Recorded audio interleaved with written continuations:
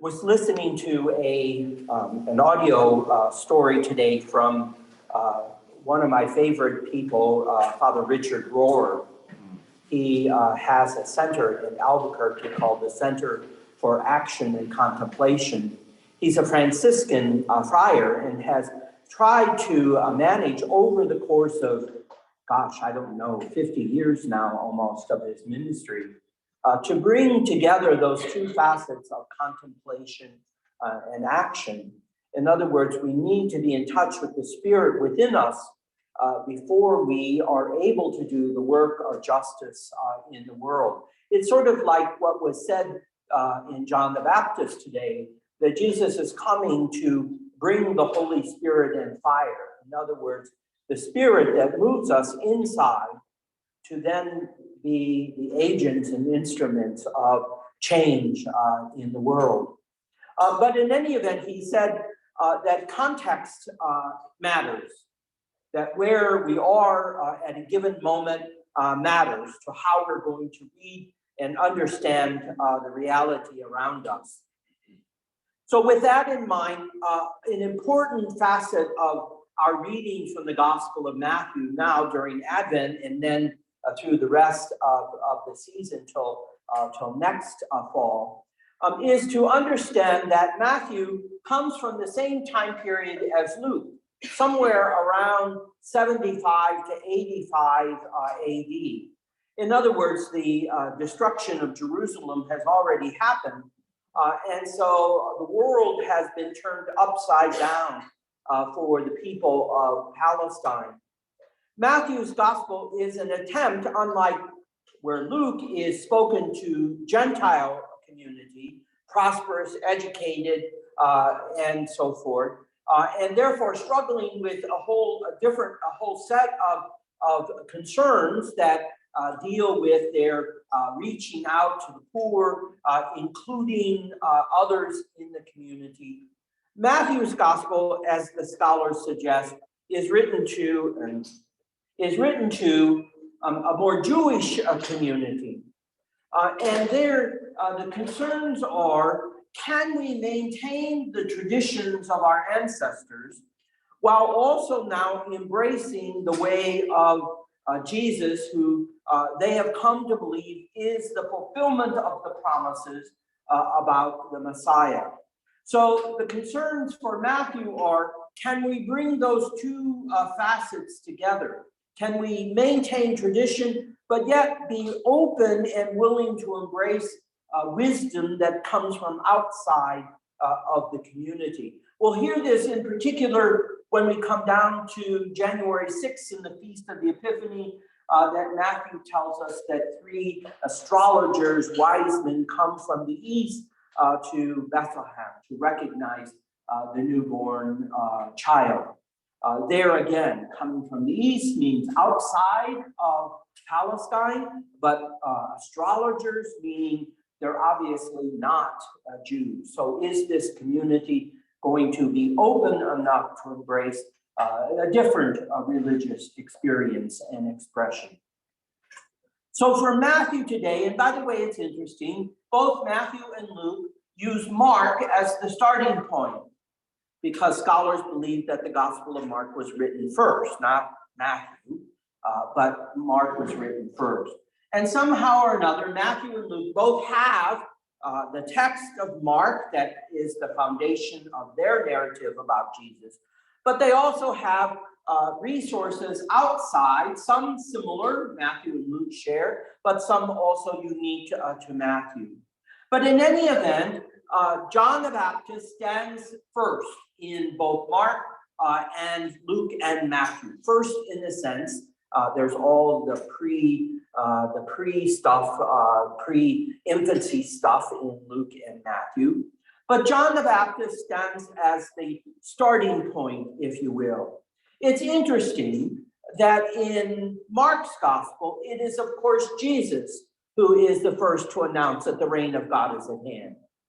Where in Matthew's gospel, it is John the Baptist who is the first to announce that the reign of God is at hand. Again, keeping in mind that the tradition is going to be important. And so therefore, if John the Baptist is the one, and notice how Matthew tells us, and Matthew's the only one that gives us all this detail of what kind of clothes he's wearing, what kind of food is his diet, that Matthew is the only one, and all of that is to, again, alert his audience to the fact that indeed John the Baptist is for us as Jews the fulfillment of the prophet Elijah, who will be the first to appear, and the next to appear will be the Messiah.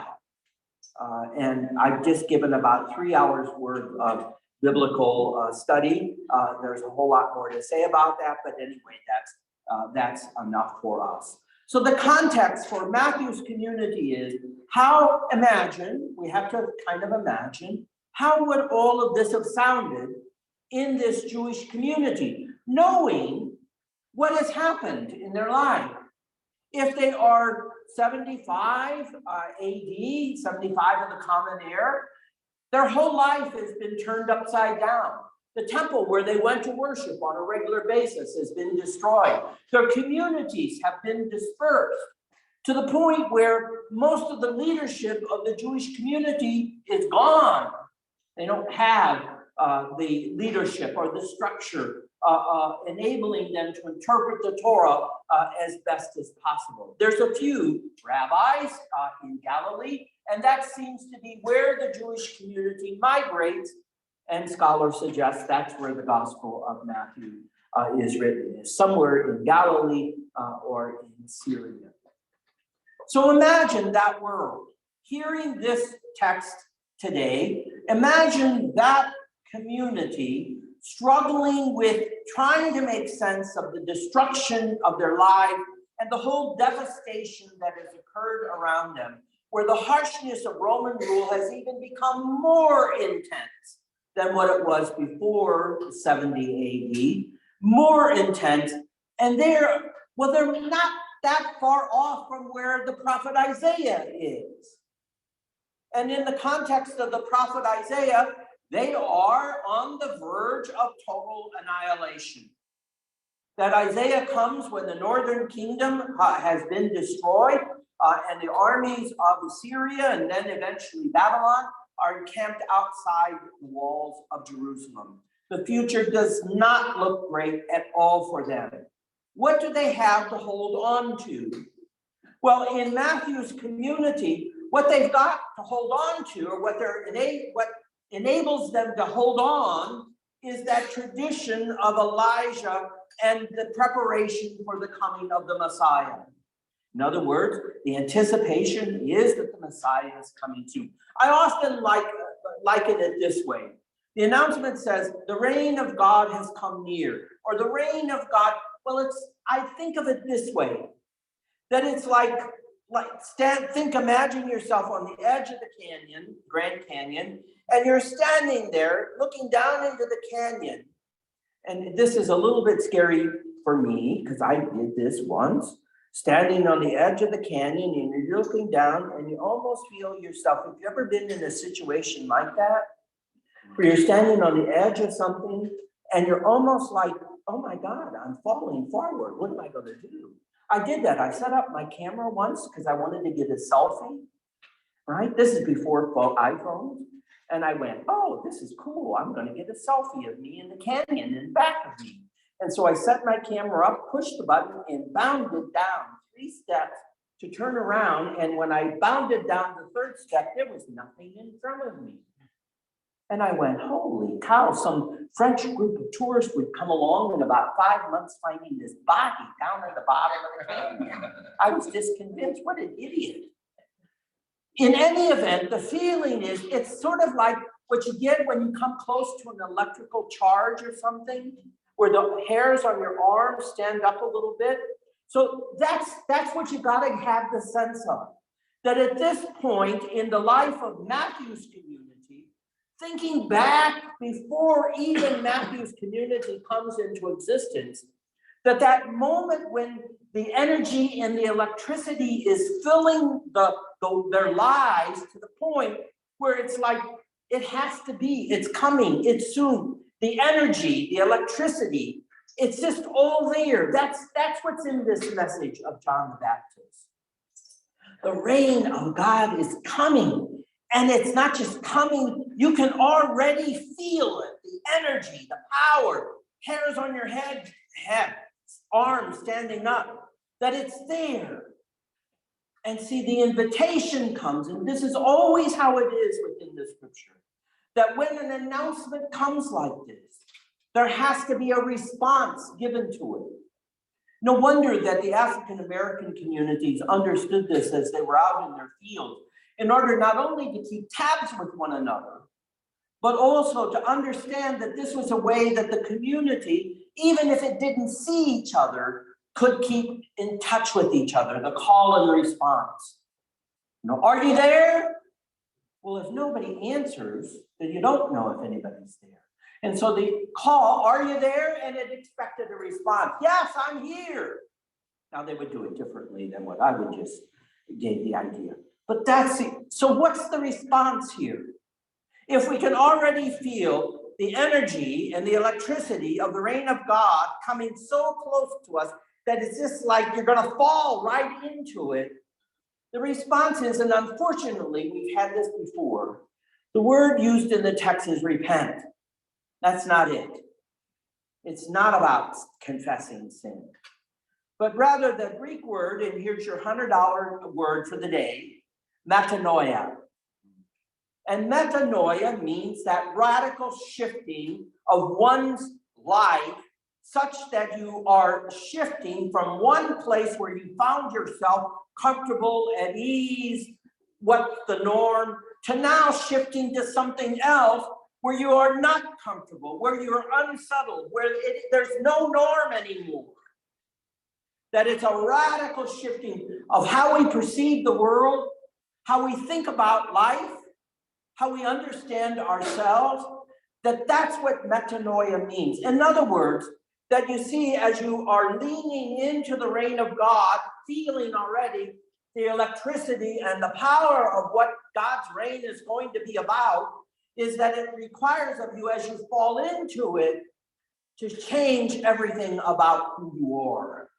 Even to change the location of where you are, whether that's geography, whether that's spiritual, whether that's economic, whether that's political, whatever it is, that it requires a complete and total change of everything that has defined your life, such that now the reign of God will define your life. You see, that's what John perceives isn't happening for the Pharisees and the scribes that are coming out. They have no intention in the world about changing anything.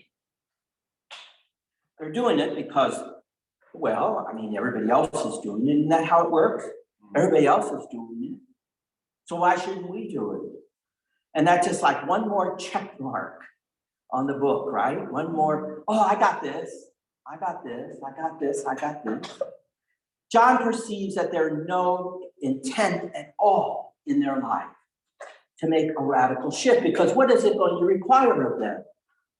If the scribes and the Pharisees are representatives of the bureaucracy in Jerusalem, now here I'm talking about John's day, all right? This is before Matthew's day.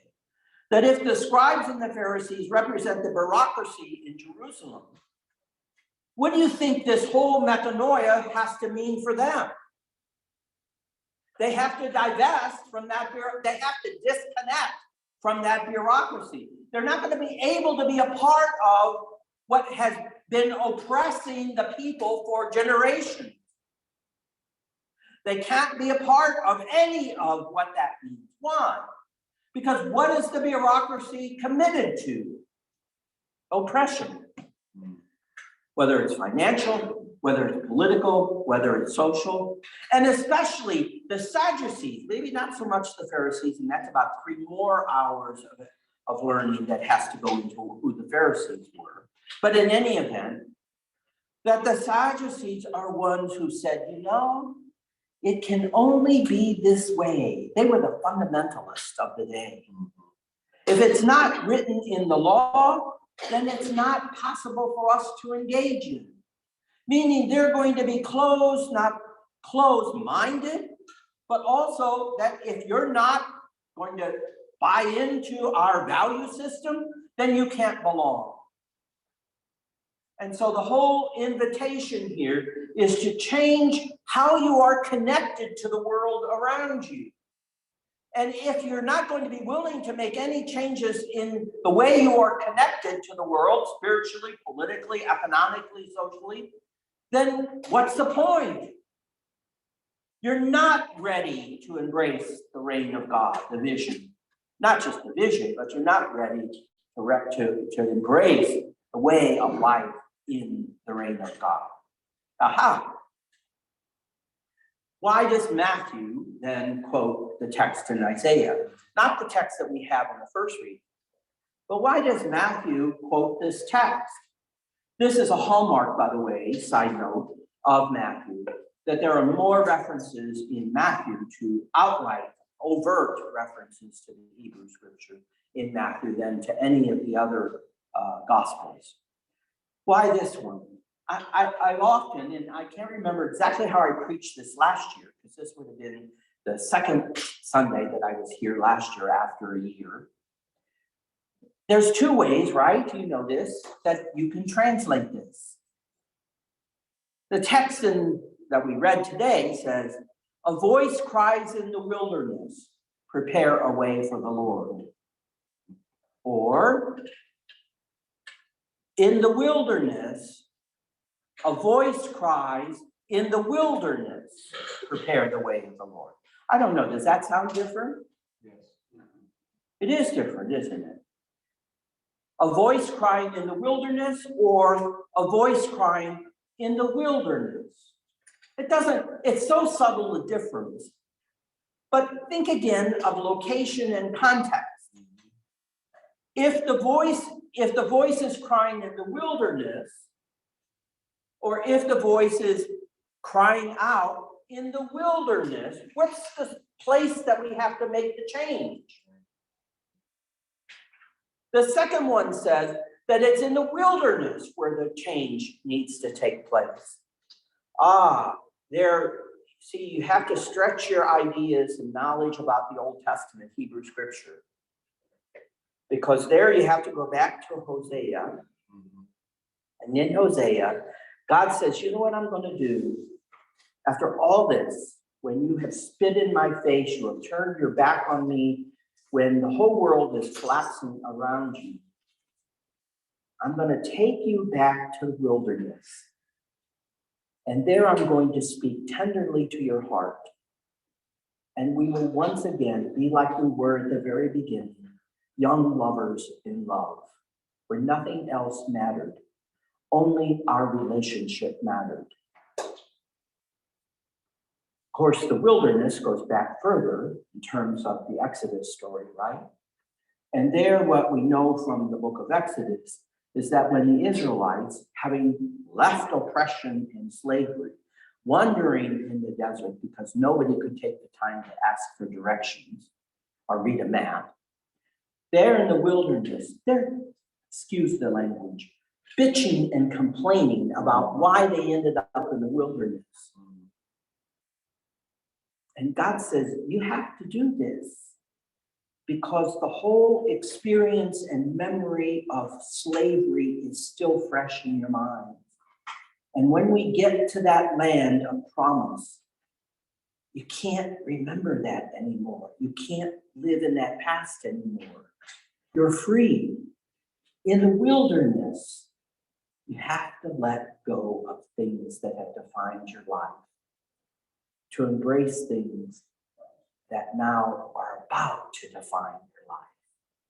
Slavery doesn't do it. Freedom does do it. A voice crying in the wilderness, prepare the way of the Lord. You know, we heard this text from Isaiah back a few weeks ago, the peaceable kingdom that I presented to you at that time. Isaiah's community, in the midst of their destruction and death and ending, is promised a world that they long for, a peace. You know how this works? We think that peace means the absence of conflict. It's not. That's not the Hebrew word shalom. That's not what the Hebrew word shalom means. The Hebrew word shalom means a balance, a harmony, an integration of everything that is holy, good, a harmony and balance, yes, between the divine and humanity, but a harmony and balance in your life that sees an end to anger and hate and revenge. So that here the promise of shalom, as described in Hosea, is that all of the enmities between things, you see how that is in the story, that all those enmities cease. All of the things that we're afraid of, we realize we don't have to be afraid of. All those things that we've been committed to that has only brought us despair, hopelessness, sadness, cease. And now we have compassion, togetherness, unity, harmony. There's more that can be said about it. And the point is that what the peace that's being described, how do we get there? Well, the text quoted by Matthew and Isaiah says, you know, you stand at a point on that road and you go, look at that mountain. It's bigger than I could ever manage to climb. God says, you don't see it right. You don't see it right. It looks level to me. God, look at that. God says, you're not seeing it right. Remember I said that a part of the metanoia means how you perceive the world around you? How often that we perceive that the barriers and the obstacles are so great that we don't even attempt to climb them or to find a way to get to the top. We give up. God says, that's your problem. You give up too quickly.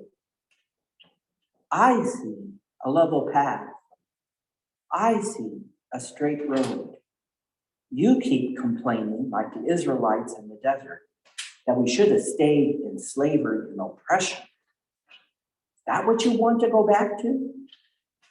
I'm inviting you into a way of life where peace stands at the heart, soul, and foundation of your life.